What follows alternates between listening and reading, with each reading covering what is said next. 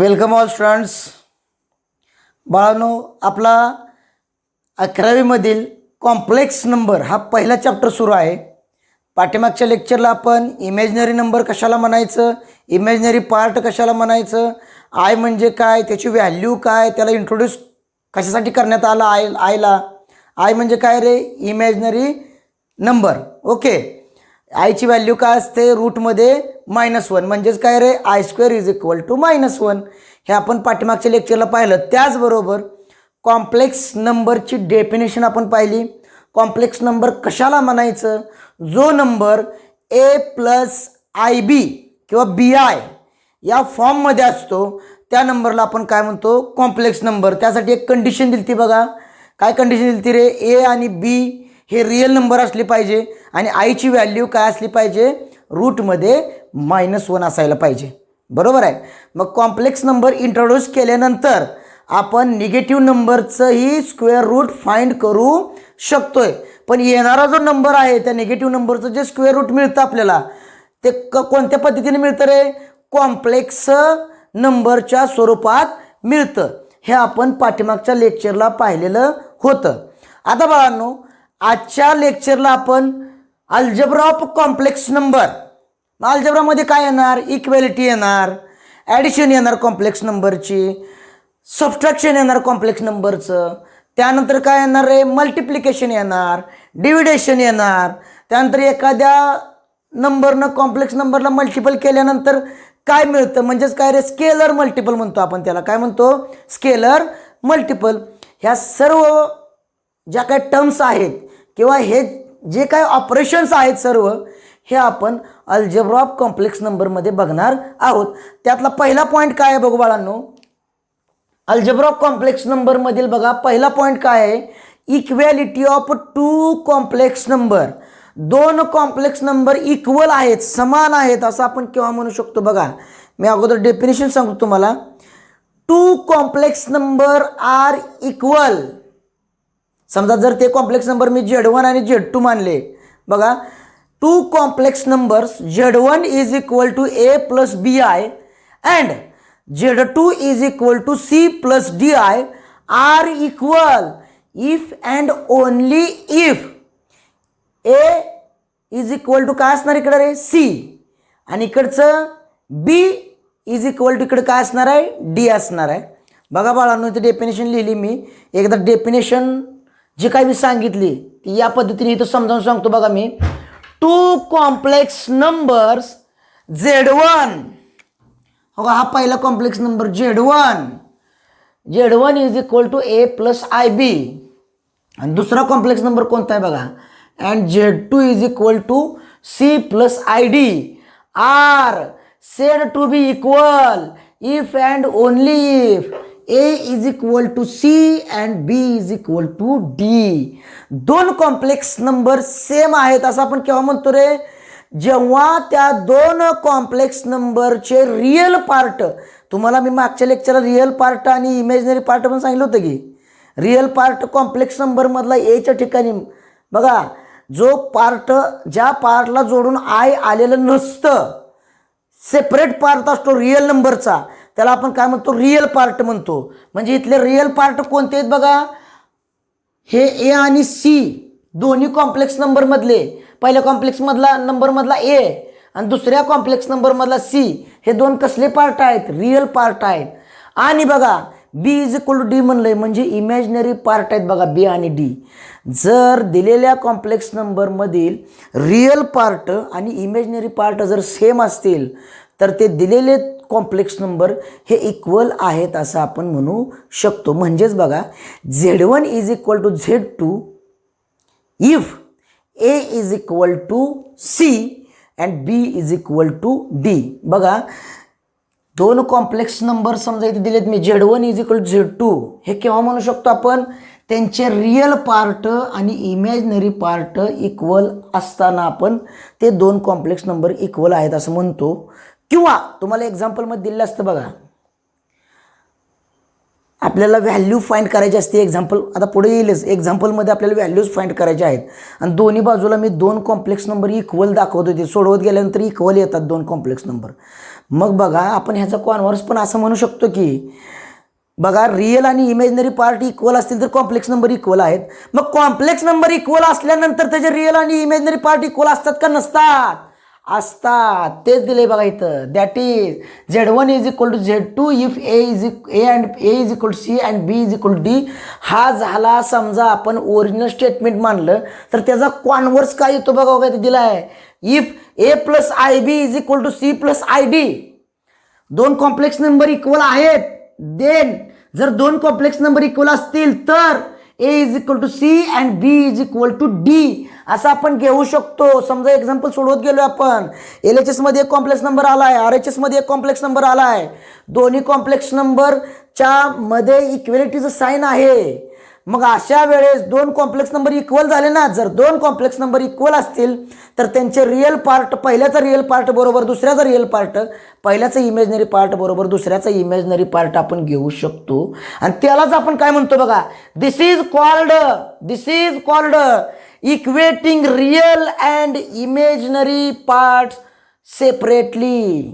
बघा this is called equating the real and imaginary part separately. 2 complex number equal असताना आपण real part is equal to real part आणि imaginary part is equal to imaginary part असं घेणं म्हणजेच आपण काय म्हणतो, equating real and imaginary parts separately. लक्षात येते का?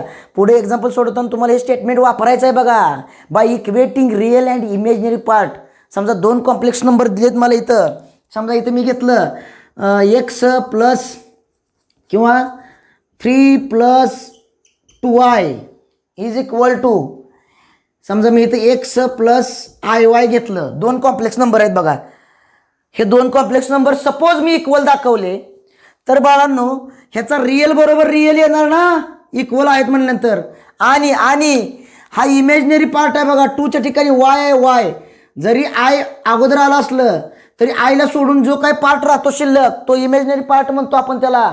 बरोबर आहे का? 2 इज इक्वल टू y म्हणजेच काय येणार, by equating real and imaginary parts of complex number ह्यानुसार आपण काय म्हणू शकतो, 3 is equal to x and 2 is equal to y. That is x is equal to 3 and 2 is equal to y किंवा y is equal to 2. अशा पद्धतीची example सोडवण्यासाठी हे स्टेटमेंट आपल्याला यूज होतं. लक्षात आलं का? 2 कॉम्प्लेक्स नंबरची इक्वेलिटी म्हणजे काय लक्षात आलं असेल बाळांनो, 100% लक्षात आलं असेल. By equating real and imaginary parts म्हणजे काय, 2 कॉम्प्लेक्स नंबर इक्वल आहेत तर त्यांचा रिअल बरोबर रिअल, इमॅजिनरी बरोबर इमॅजिनरी पार्ट असं दाखवणं म्हणजे काय रे, by equating real and imaginary parts separately. लक्षात आलं? आता एक महत्त्वाची नोट आहे बघा पुढं. त्याच्या अगोदर मी सांगतो. तुम्ही म्हणणार मग सर 2 कॉम्प्लेक्स नंबर इक्वल आहेत, मग असा प्रश्न येऊ शकत नाही का एक्झाममध्ये, कसा की कोणता कॉम्प्लेक्स नंबर लहान आहे आणि कोणता कॉम्प्लेक्स नंबर मोठा आहे. बरोबर आहे का? असा पण मनात प्रश्न येणार ना तुमच्या. जसं की 2 कॉम्प्लेक्स नंबर आपण इक्वल दाखवतोय त्याच पद्धतीनं कोणता कॉम्प्लेक्स नंबर लहान लेस दॅन आणि कोणता कॉम्प्लेक्स नंबर ग्रेटर हे असं परीक्षेत विचारू शकतात का बाळांनो. एक महत्त्वाची नोटेशन आहे, कॉम्प्लेक्स नंबरमध्ये फक्त आणि फक्त इक्वॅलिटीच आपण दाखवू शकतो.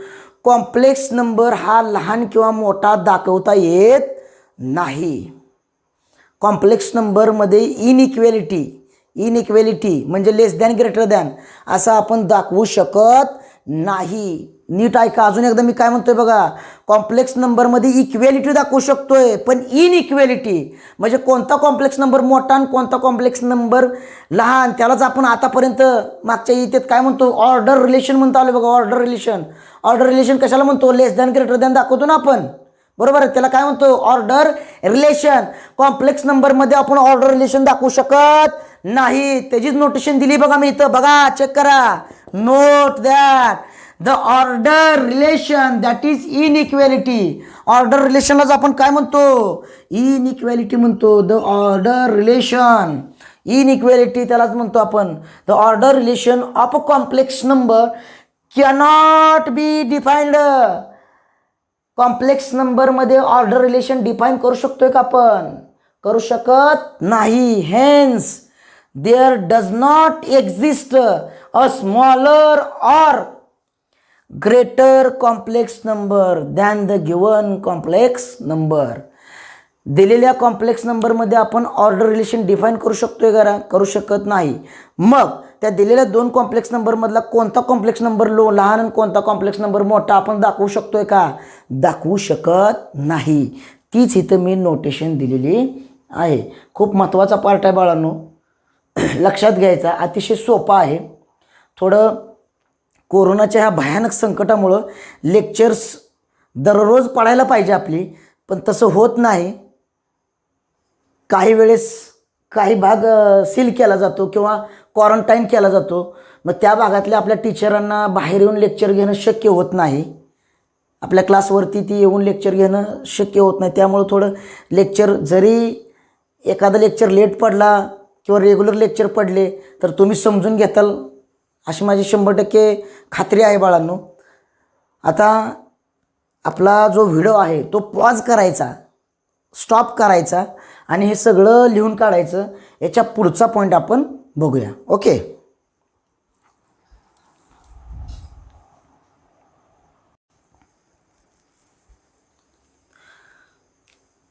तर बाळांनो, अल्जेब्रा ऑफ कॉम्प्लेक्स नंबरमधील नेक्स्ट पॉईंट आपण अभ्यासणार आहोत. तो म्हणजे काय रे? Conjugate of complex number. पहिला पॉईंट काय अभ्यासला आपण? इक्वेलिटी ऑफ कॉम्प्लेक्स नंबर, हा फर्स्ट पॉईंट अभ्यासला. त्यानंतर अल्जेब्रा ऑफ कॉम्प्लेक्स नंबरमधील नेक्स्ट पॉईंट म्हणजे काय रे? Conjugate of complex number. ते डेफिनेशन काय दिली बघा?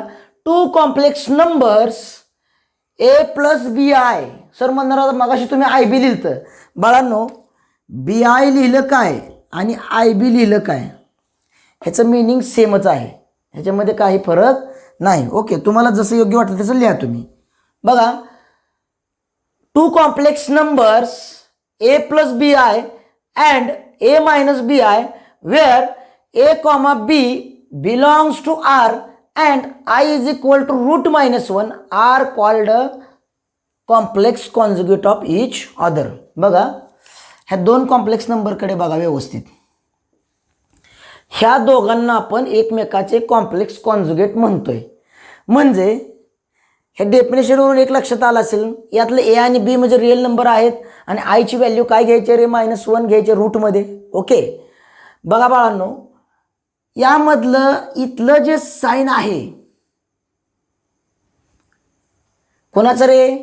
इमॅजिनरी पार्टचं साईन चेंज केल्यानंतर जो कॉम्प्लेक्स नंबर मिळतो तो मिळालेला कॉम्प्लेक्स नंबर पूर्वीच्या कॉम्प्लेक्स नंबरचा काय असतो? कॉन्जुगेट असतो. लक्षात येते? बघा, ए प्लस बी आय आणि ए मायनस बी आय हे एकमेकाचे कॉम्प्लेक्स कॉन्जुगेट आहेत. कॉन्जुगेट आहेत एकमेकांचे. ए आणि बी रिअल नंबर असला पाहिजे आणि आयची व्हॅल्यू रूटमध्ये -1 असली पाहिजे. बघा बाळांनो, इथं खाली दिले बघा मी, A minus B I is the conjugate of A plus B I. A minus B I हा ए प्लस बी आयचा काय रे? कॉन्जुगेट आहे. मग ए मायनस बी आयचा कॉन्जुगेट काय असणार? ए मायनस बी आयचा conjugate A plus B I असणार. ही लिहिण्याची पद्धत आहे. A plus B I is the conjugate of A minus B I.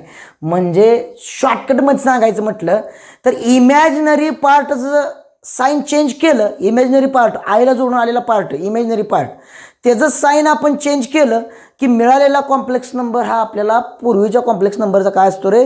Conjugate असतो. किंवा मिळालेला कॉम्प्लेक्स नंबर आणि पूर्वीचा कॉम्प्लेक्स नंबर हे एकमेकाचे काय असतात? कॉन्जुगेट असतात. फॉर एक्झाम्पल दिले बघा इथं 2 + 5 आहे. आता मला याचा कॉन्जुगेट फाइंड करायचा आहे. काय फाइंड करायचं आहे? Conjugate. The conjugate of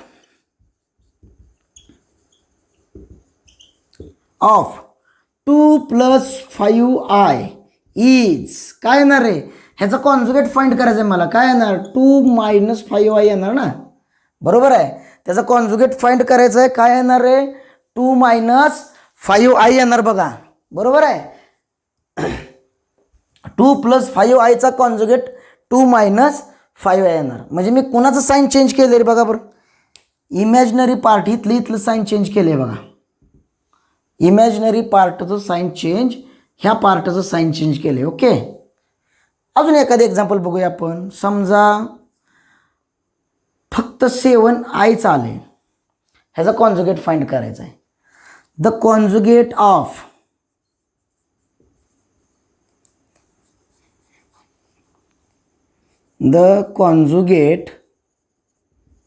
of 7i is 7iचा कॉन्जुगेट काय येणार बघा, -7i येणार. तुम्ही म्हणणार हा कसं काय सर?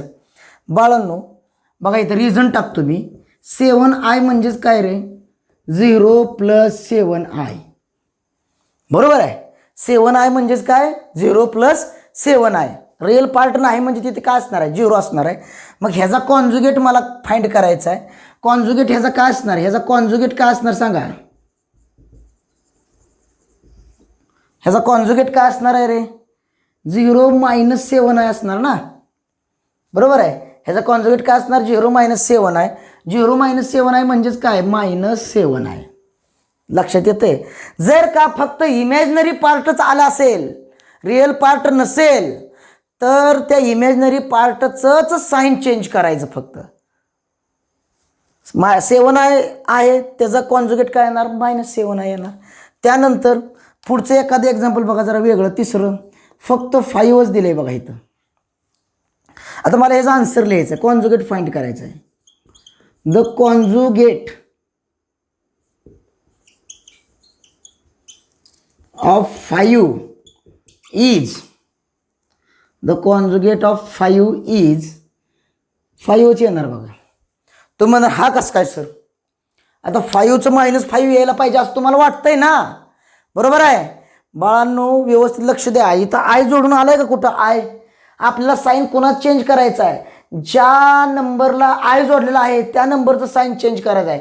म्हणजे ज्या नंबरमध्ये आय आहे, आय, त्या नंबरचं साईन चेंज करायचं आहे. इथं आय आहे का, मग कोणत्या नंबर साईन चेंज करणार, करू शकत नाही ना. म्हणजेच बघा, ह्याचं एक्सप्लेनेशन जर द्यायचं झालं तर 5 म्हणजेच काय रे, 5 म्हणजे 5 + 0i.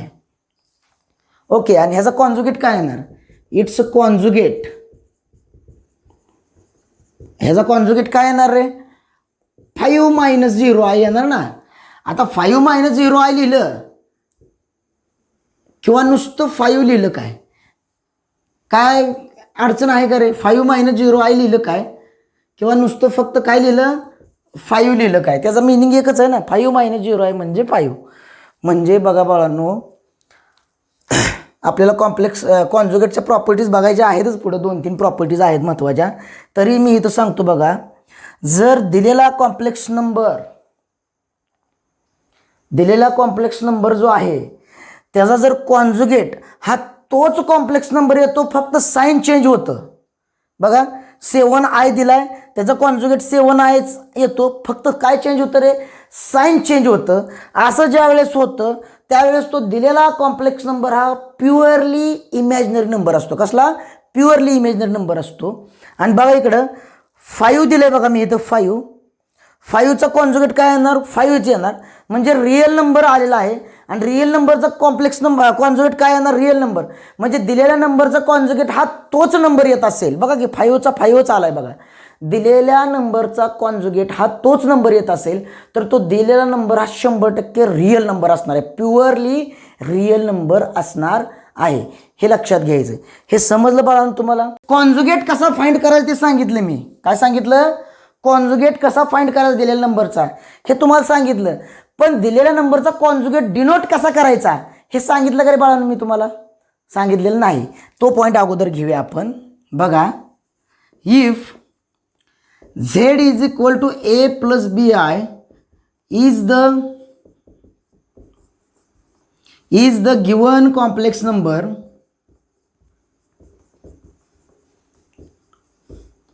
then its conjugate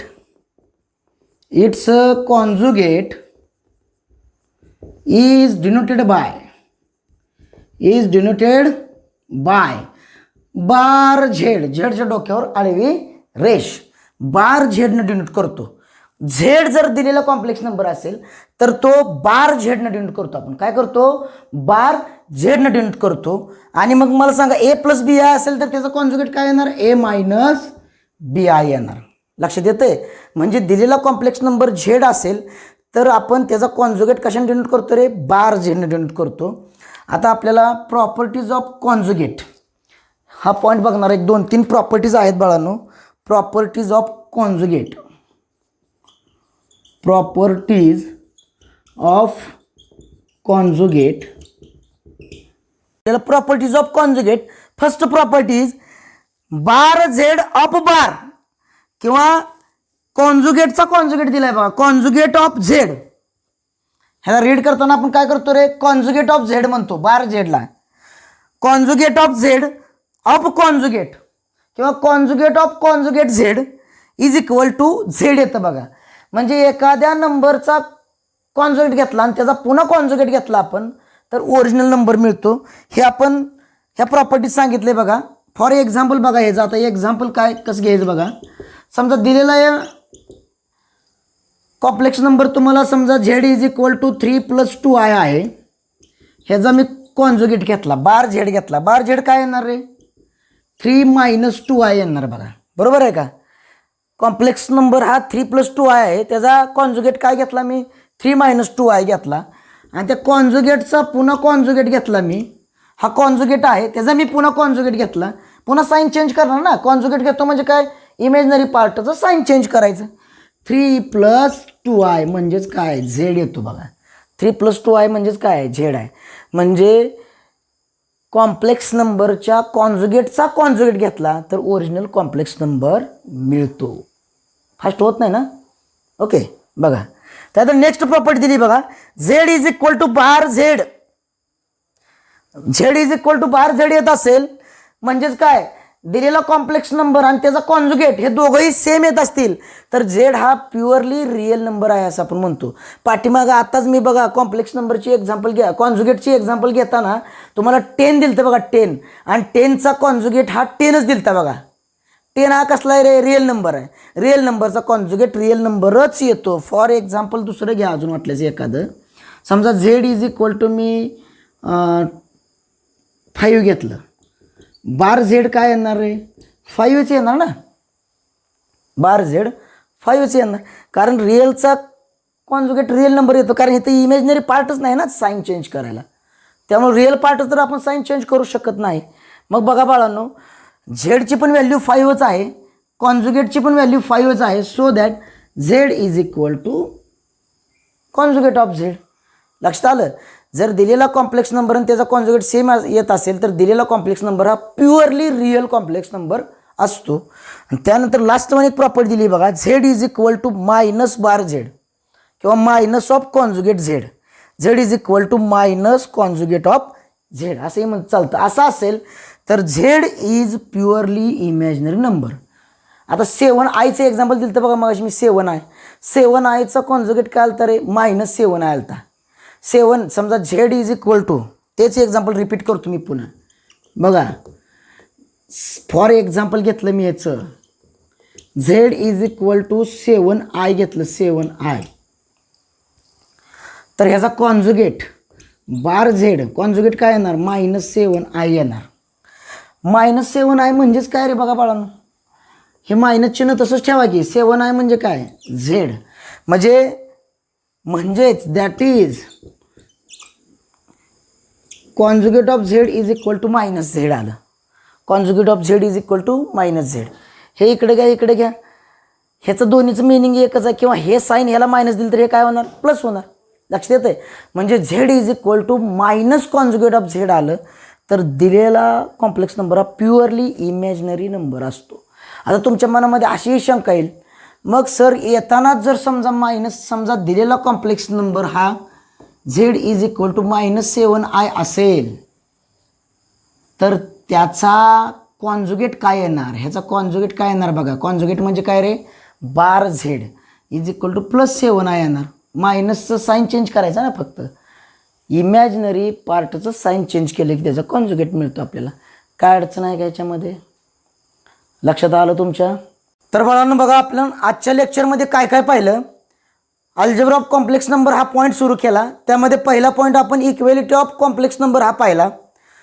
दोन complex number A plus B I आणि सी प्लस डी आय हे दोन कॉम्प्लेक्स नंबर इक्वल केव्हा असतात रे? जेव्हा त्यांचे रिअल पार्ट आणि इमेजनरी पार्ट इक्वल असतात तेव्हा ते दिलेले कॉम्प्लेक्स नंबर इक्वल असतात हे पाहिलं. किंवा कॉम्प्लेक्स नंबर इक्वल असतील तर त्यांचे रिअल पार्ट आणि इमेजनरी पार्ट इक्वल आहेत असं आपण घेऊ शकतो. त्यालाच आपण काय म्हणतो रे? By equating real and imaginary parts. Okay. त्यानंतर नेक्स्ट पॉईंट आपण अभ्यासलो बाळांनो, तो म्हणजे महत्त्वाचा कॉन्जुगेट ऑफ कॉम्प्लेक्स नंबर. आता कॉन्जुगेट कसा फाइंड करायचा? दिलेल्या कॉम्प्लेक्स नंबरमधील इमॅजिनरी पार्टचं साईन चेंज करायचं. ज्या पार्टला जोडून आय आलेला आहे त्या पार्टचं साईन चेंज केलं की आपल्याला काय मिळतो? कॉन्जुगेट ऑफ कॉम्प्लेक्स नंबर मिळतो. त्यानंतर त्याच्या प्रॉपर्टीज पाहिल्यात 3. दिलेल्या कॉम्प्लेक्स नंबरच्या कॉन्जुगेटचा कॉन्जुगेट घेतला की ओरिजिनल कॉम्प्लेक्स नंबर मिळतो. म्हणजेच कॉन्जुगेट झेड ऑफ कॉन्जुगेट, इथं पहिली बघा प्रॉपर्टी आपण, conjugate Z of conjugate is equal to Z मिळतं आपल्याला. कॉन्जुगेट आपण कशाने डिनोट करतो? बार झेडनं डिनोट करतो. झेडच्या डोक्यावर आडवी रेष मारतो. ती पहिली प्रॉपर्टी बघितली. दुसरी प्रॉपर्टी काय बघितली बघा, एखादा कॉम्प्लेक्स नंबर आणि त्याचा कॉन्जुगेट सेमच येत असतील तर तो दिलेला कॉम्प्लेक्स नंबर हा प्युअर रिअल नंबर असतो. म्हणजे Z is equal to bar Z आलं की दिलेला कॉम्प्लेक्स नंबर प्युअरली रिअल असतो.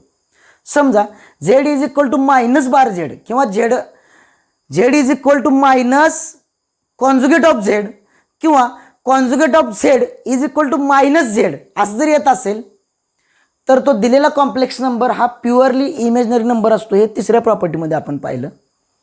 हे सर्व महत्त्वाचे पॉईंट्स पाहिले बाळांनो.